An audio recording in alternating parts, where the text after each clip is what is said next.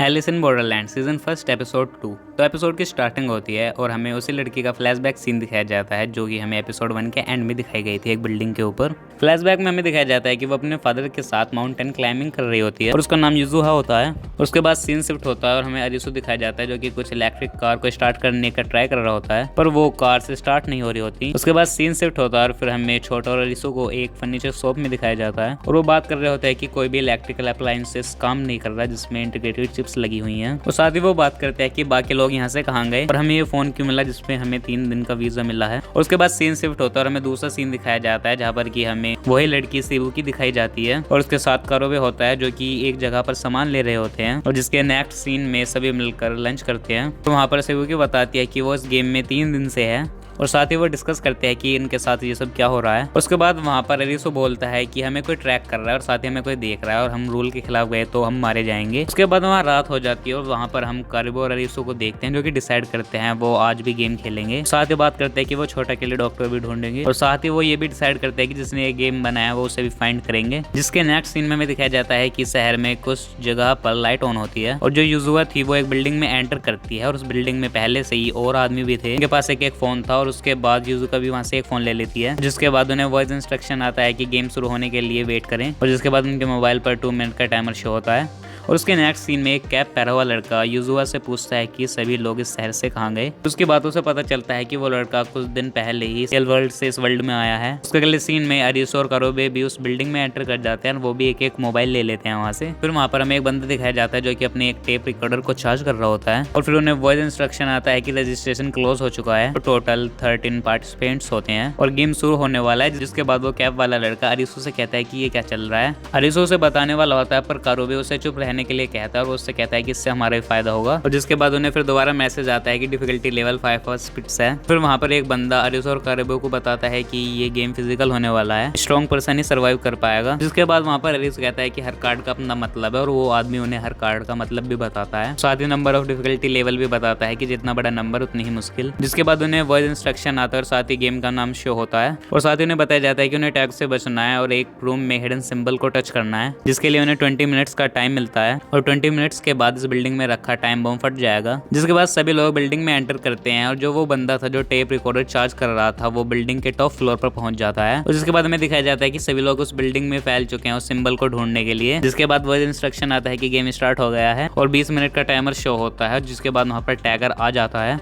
इसके अगले सीन में अरिसु एक रूम में जाने की कोशिश करता है पर वहाँ पर गेट नहीं खुलता और फिर उन्हें एक गोली चलने की आवाज आती है। जिसके बाद वो वहाँ जाते हैं और वो देखते हैं कि एक पार्टिसिपेंट मर चुका है और साथ ही वहाँ पर हमें एक आदमी दिखाया जाता है जिसने हॉर्स मास्क पहन रखा होता है, वही टैगर होता है और वो उन पर भी हमला करता है। जिसके बाद अरिसु और कारोबे वहाँ से भागने लगते हैं और भागकर एक दीवार के पीछे छिप जाते हैं और वो टैगर लोगों को मारते जाता है और वहाँ पर एक बंदा डरकर उस बॉर्डर लाइन को क्रॉस कर देता है और वो लेजर अटैक से मारा जाता है। फिर अरिसु और कारोबे ऊपर से टैगर को देख रहे होते हैं। जिसके बाद टैगर उनकी तरफ फेस करता है तो वो दोनों छिप जाते हैं और फिर अरिसु को पता चलता है कि इस हॉर्स मास्क की वजह से वो ज्यादा दूर तक नहीं देख सकता और ये उनकी वीकनेस है और यही चीज अरिसु चिल्लाकर सभी को बताता है और साथ ही ये भी कहता है कि सभी लोग टैगर की लोकेशन बताएं एक दूसरे को, साथ ही उस सिंबल को भी ढूंढो। और फिर वही बंदा दिखाया जाता है जो कि टॉप फ्लोर पर होता है और वो कहता है ये प्लान अच्छा है पर ऐसा कोई नहीं करने वाला। पर उसके अगले सीन में जो युजु होती है वो टैगर की लोकेशन बताती है और जिसके बाद युजु एक लेडी को कहती है कि भागो टैगर आ रहा है। तो वो टैगर उस लेडी को मार देता है पर युजु वहाँ से निकल जाती है और फिर उसके बाद वॉइस इंस्ट्रक्शन आता है कि गेम 8 मिनट में खत्म हो जाएगा और वहाँ पर 7 सर्वाइवर अब भी बचे हुए हैं। उसके अगले सीन में हमें दिखाया जाता है कि टैगर उस कैब वाले बंदे पर दूर से ही फायर करता है और अरिसु से बचा लेता है। फिर हमें वो बंदा दिखाया जाता है जो कि टॉप फ्लोर पर था,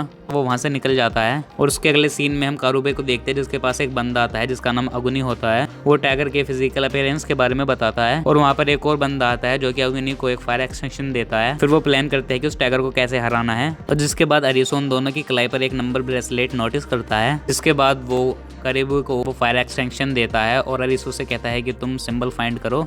जिसके बाद वहाँ पर युजुहो भी आ जाती है और वो बताती है कि उसने 5th और 6th फ्लोर को चेक कर लिया है, वहाँ पर सिंबल नहीं है। जहाँ पर अरिसु बताता है कि उसने 1st और 2nd फ्लोर को चेक नहीं करा। जिसके बाद युजुहो उन्हें चेक करने के लिए चली जाती है। जिसके बाद कारुबे, अगुनी और वो बंदा टैगर से फाइट करने के लिए जाते हैं और दूसरी तरफ हमें अरिसु दिखाया जाता है जो कि सिंबल ढूंढने की कोशिश करता है और फिर वो नोटिस करता है कि कैब वाले बंदे पर टैगर ने इतनी दूर से फायर क्यों किया और जिसके बाद अरिसु समझ जाता है कि सिंबल सिंबल उसी रूम में होगा। और उसके बाद अरिसो फिर उसी रूम के पास जाता है और वहाँ पर वो बंदा भी आ जाता है जो कि सबसे टॉप फ्लोर पर था। इसके बाद वो दोनों उस रूम में जाते हैं तो साथ ही उनके पास 3 मिनट बची होती हैं और वहाँ पर हमें पता चलता है कि उस रूम में एक और टैगर होता है और वो उन पर फायर कर देता है। और फिर हम उस बंदे को देखते हैं जो कि अपने टेप रिकॉर्डर से उसे एक करंट शॉक देता है, जहाँ पर हमें पता चलता है कि वो कोई टेप रिकॉर्डर नहीं, वो एक करंट शॉक डिवाइस था जिसे वो चार्ज कर रहा था गेम से पहले। और फिर वो टैगर दोबारा उन पर हमला करता है, जिसके बाद अरिसो और वो बंदा उससे बचकर अलग रूम में चले जाते हैं। जिसके बाद अरिसो को सिंबल मिल जाता है और वो सिंबल एक स्टॉप बटन होता है और 2 अपोजिट वॉल में उसे एक साथ प्रेस करना होगा इस गेम को जीतने के लिए। इसके बाद अरिसो बताता है कि इस गेम को 2 लोग मिलकर रोक सकते हैं, जिसके बाद युजुहा वहां पर आ जाती है और जिसके बाद अरिसो और युजुहा लास्ट मिनट पर उस बटन को टैप कर देते हैं और टाइमर रुक जाता है।